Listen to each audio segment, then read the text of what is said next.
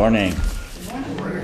It's my honor to really introduce our speaker today. I've known Bill for many, many years. You know, as we get on in friendships, we don't have to count the years anymore. We can just say many, many years. So it makes it easy.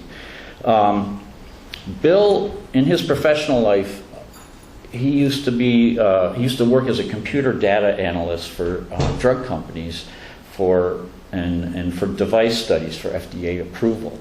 And he also worked with law firms as a computer analyst. So he can be a little geeky, you know, but we love it. Because that's Bill.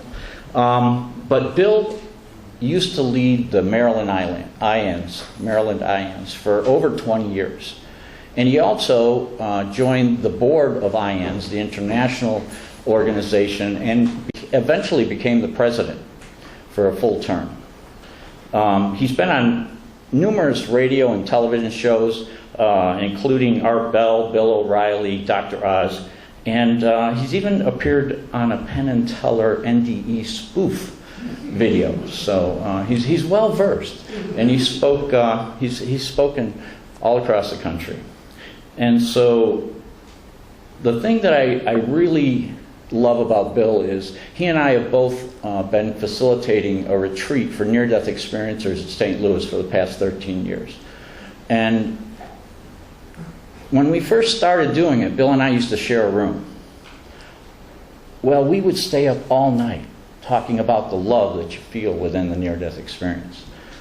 And that wasn't really necessarily a good thing, though, because we would have to facilitate the retreat, and we were exhausted when we had to do the work.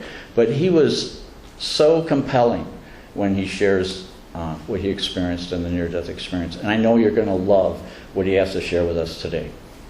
So let's welcome Bill Taylor. It's so wonderful to be here again. I was here many years ago. Happy Mother's Day. What a wonderful time to talk about God's love. And it's my favorite thing to talk about. And I'll tell you why it's my favorite thing to talk about, and I'll tell you how I got to that point. It started, and I want to thank Cindy and Dave for putting us up here for this weekend. I'm in Florida now. I was in Maryland, and we had an IANS group there. It's so wonderful to come to a church and they understand what IANS is, or they even talk about near death. Because I go to a Methodist church in Florida, and the pastor and I talk, but it's not something that we want to talk about at a service. So, anyhow, it's just wonderful to be here and feel really accepted and open to hear these things. So my story began in 1979. I had a cardiac arrest, and very briefly, when you have a cardiac arrest, it's not a heart attack. You're not. It's not painful in the sense of cardiovascular heart muscle dying, but it's like a switch. It's like a light switch. So the nerve in the heart stops conducting, and the heart stops, and very quickly you black out, and you're wherever you are. But it's I would recommend it if you're looking for an easy way to go. I don't have a fear of death, and probably most NDEers don't anymore. But we do fear the process of getting there. But for me, I had this. My heart stopped, and it restarted. They restarted it in the hospital 3 times. I had a seizure during this event also, which is low oxygen. The kidneys, the liver, they're shutting down. My blood pressure was 50/40. And nowadays, they think it could have been Lyme's disease. Then Lyme's disease wasn't known. So, in any event, I'm in the hospital, and a lot of coincidental things happened then. The head of cardiology happened to be at a meeting that night. They didn't know what to do with me in the ER. He said, I never go through the ER on my way to my car, but for some reason that night, I walked through the ER on my way. And they grabbed him and said, do you have any idea what's going on with this patient? And all of a sudden, somebody started giving orders. And so they put a wire in through my arm down into the heart, and then attached a pacemaker to my arm to keep the heart beating. And then the doctor said, well, we need to go up to Hopkins in Baltimore because I've only got 2 more notches to turn this pacemaker, and it keeps it. You need it every so often, so we better get up there. They've got more equipment. And my thought was, well, gee, I don't want to ride in the ambulance alone. And his next words were, I've never ridden in the ambulance with a patient before, but in your case, I'll go. So we went up to Baltimore. And up there, it was a little bit of disconcerting when they said to the doctor, said, oh, well, you want to take your pacemaker back with you, don't you? And I said, well, can't I use it for just a few more days? So they had one of their own, though. But during that time, I was in the hospital for about a month, 2 weeks in the ICU, and then another 2 weeks on the floor. And when I got home, I know something happened, in the hospital. I don't exactly remember coming back into my body, but I do remember when I was back, looking out at a window on a brick wall, and the brick wall was so beautiful. It's just so nice to be back. And the nurse came in and said, why are you so happy? And I said, well, I don't know. I didn't know I seemed to be happy. But it was so wonderful, really, to be back there. And when getting down to starting to walk again and walking down the hall, and I could look out the window onto the Baltimore streets, and there were street lights, and there were people walking, and cars were actually stopping at the stoplights. And I thought, wow, this is so amazing. It all works. It's so complicated here, and it's so simple on the other side.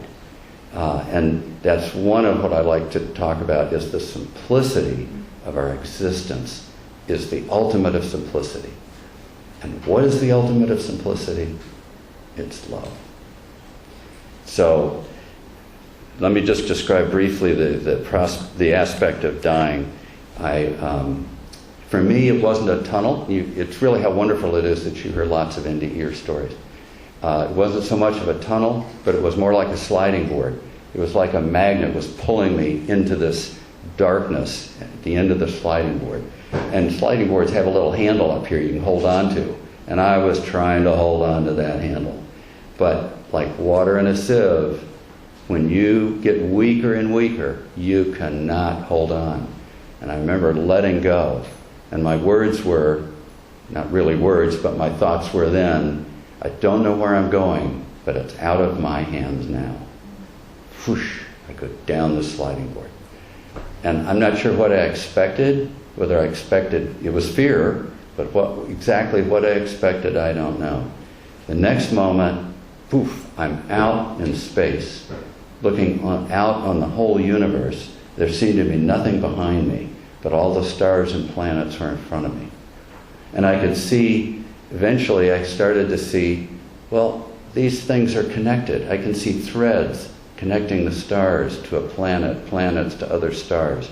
And then I noticed, whoa, these threads are all connecting to me, and I'm connected to everything. And I remember exclaiming, so this is how it works. It's all so simple. We are all connected. Even though we may not feel that connection now, we are connected to everything, dimensionally as well. Here I was on the other side, if you will, or in heaven, and yet I'm connected to the physical as well as to everything on the other side. Another aspect which really, the most common aspect of NDEs is the feeling, the intense feeling of love. And this love floods into you. It just floods in. You don't have to ask it. It is no conditions. You don't have to sign something. You're accepted and loved for whatever you are, for whatever you've done. There's no conditions on this love. So I pass that along to you. If it helps relieve any fear of the other side, take it from me. You will be there was one time I was taking the kids skiing and with the church group, and one of the girls in the back seat, oh, when you die, that's it. There's nothing else. This is just it. And I turned around and I said, boy, are you going to be surprised. So look forward to it. It's really a love that probably the closest love would be mothers for her children, as described in some literature. That's probably the closest you'll feel here on earth for that love. So relax in it, be comfortable in it. The love is on the other side. You will get to heaven regardless of what you've done, regardless of who you are. You will be accepted and you will be loved. And it's a perfect love. In that sense, then what are we doing here? You know, in the past number of years, well, it's been almost 40 years. In the past years, then I feel, well, gosh, if I know that, how does that relate to here? And I started asking the question, why does this 3D time-space need to exist? If God is all-knowing, all-powerful, you know, in control of everything, lacks nothing, well, what is this about? Why does this need to exist? And there was a book out, a little book, which I don't think it's published anymore, called U-Mail. Sort of like email. U-Mail is you throw your question out to the universe. U-Mail, universe mail. So you throw it out to the universe and wait for an answer. So I threw out to the universe, what are we doing here that's satisfying the need for our being here? And it was a couple of months later, waking up, and it was almost verbal. These words came back, love does not know fear. And I thought, so what's that have to do with my question?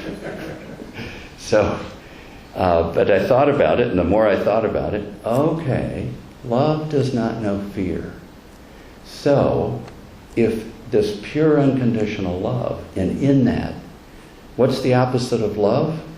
It's not hate. The opposite of love is fear. And pure unconditional love eliminates fear. You cannot have fear. That's why when you're on the other side, the pain is gone and the fear is gone. That's why probably on the other side, if we're signing an agreement to come do something on this side, that's why we're very happy to sign and come. When we get over here, we may forget that. But love does not know fear. And from that, then a whole myriad of things come along. What we're doing here, we can't do in heaven. That's why this exists. What we're doing here, we're using that love. I see an evolution going on. That if heaven is going to come to earth, then it's got to come one step at a time. So we, in us, have what I use the metaphor, just like we talked about or sang about, the ocean of love. We are a drop of that ocean of love. We're a drop inside. I call it our core. And that in our core, we are that perfect love. And in our core, we are that total unconditional love. And from that core, we have all of the power that the ocean has. And we can give that love forever and have none less. Love is not like an economic model. All right? You don't have to receive love in order to give it away. You have been given it. You have been given all of the love that you will need forever. And that love is inextinguishable. You can give it and give it and give it and have none less. All you have to do is give it. So don't think it's like dollars and cents. You've got an unlimited supply. Yeah, maybe it's difficult if you say, look, I've been abused all my life and I can't be a loving person. Well, as my friend would say, well, suck it up. Be the loving person that you are on the inside. Go there and get rid of all these other little pains and so forth. Another revelation that occurred to me, I don't remember exactly where I was, but it's one of those times when something will flash in front of you, or it's like, oh, I understand. I was walking down the street somewhere. It was in downtown, and another step, and I thought, oh, I get it. It makes sense. My being here is not about me. Right? We live in an I world. We have iPhones and iPads. It's all about us. It's all about getting it now. But in the real sense, our being here is not about us. I see an evolution going on of this love energy, essentially bringing heaven to earth, going through time-space. And that's what we're here to do. We're here to bring love to every instant of our life and use that love to reduce the fear. And every instant is a new fear. Okay. But if you've got unconditional love, which we all have, if you can use that to reduce that fear, you're assisting the evolution of love energy, or the evolution of heaven coming to earth. Love is the power. It is the energy. There is no other energy. And that energy has the power and will come to earth. Heaven will come to earth. Right? So people say, well, what about evil? Okay, well, I use the metaphor of cold. Here it is, windy and cold and snowy outside, and you have just a short sleeve shirt on, or shorts, or a swimming suit, and we're going to go outside. It's cold. It hurts. There's a lot of pain out there. And you say, wow, this really bites. Well, if you ask a physicist what is cold, what are they going to say? Cold is nothing. Cold is just the absence of heat.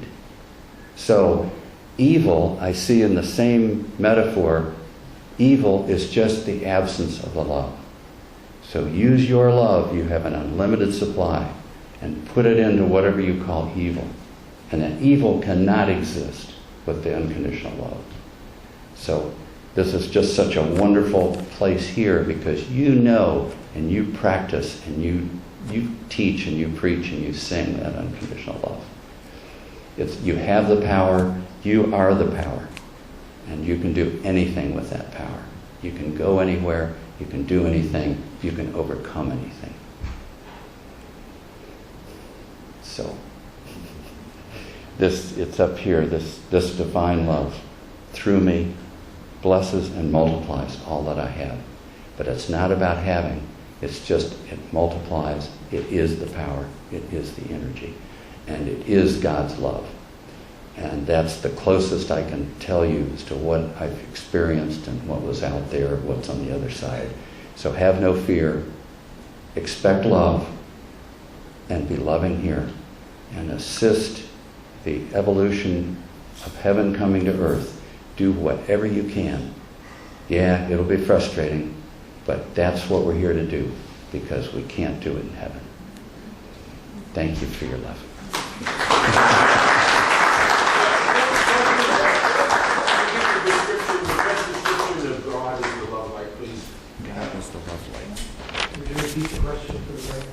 Yeah, a description of God as the love light. Yes. Well, it's many people describe in their NDE a light. I didn't see a light like many describe. About a third of them describe the light. Mine, I'm looking on the universe, and this flood of energy is just coming into me. I didn't ask it. I don't know where it came from, but I know I'm home. You feel, wow, where did this come from? This is just pouring in. And you know you're loved beyond anything you've ever felt here. You know you're perfect. You know that you're accepted. There's nothing to no conditions. You are accepted and loved. And from that, you know, this is where I came from. And from that, you know, this is where I'm going to be going when I die. And from that, you know the love, this is who I am.